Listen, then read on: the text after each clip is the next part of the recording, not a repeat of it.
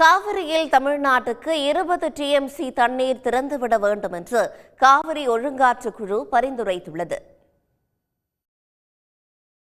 காவிரி ஒழுங்காற்று குழுவின் 98வது கூட்டம் அதன் தலைவர் வினித் குப்தா தலைமையில் டெல்லியில் நடைபெற்றது. இதில் தமிழ்நாடு அரசு சார்பில் காவிரி தொழில்நுட்ப குழு தலைவர் சுப்பிரமணியன், கர்நாடகா, கேரளா, புதுச்சேரி ஆகிய மாநிலங்களின் நீர்வளத்துறை அதிகாரிகள் உள்ளிட்டோர் காணொலி காட்சி மூலம் பங்கேற்றனர். இந்த கூட்டத்தில் 4 மாநிலங்களிலும் காவிரி பாசன பகுதிகளில் அமைந்துள்ள அணைகளின் நீர்மட்டம், நீர்வரத்து, காவிரி நீர்பிடிப்பு பகுதிகளில் பதிவான மழையின் அளவு குறித்து விவாதிக்கப்பட்டது. உச்சநீதிமன்ற தீர்ப்பின்படி தமிழ்நாட்டிற்கு கடந்த ஆண்டு ஜூன் மாதத்திலிருந்து இந்த ஆண்டு மே 13ஆம் தேதி வரை கர்நாடக அரசு 176 டிஎம்சி நீரை திறந்துவிட்டிருக்க வேண்டும் என்றும், ஆனால் 79 டிஎம்சி நீர்தான் திறந்துவிடப்பட்டுள்ளது என்றும் தமிழ்நாடு அரசு தரப்பில் வாதிடப்பட்டது.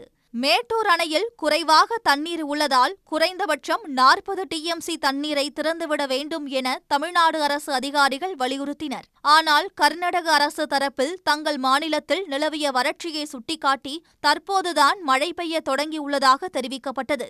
அனைத்து தரப்பு வாதங்களையும் கேட்ட ஒழுங்காற்று குழுவினர் காவிரியில் தமிழ்நாட்டுக்கு நாளை முதல் வரும் 31ஆம் தேதி வரை தலா 1 டிஎம்சி நீர் வீதம் 20 டிஎம்சி தண்ணீரை திறந்துவிட காவிரி மேலாண்மை ஆணையத்திற்கு பரிந்துரைத்தனர்.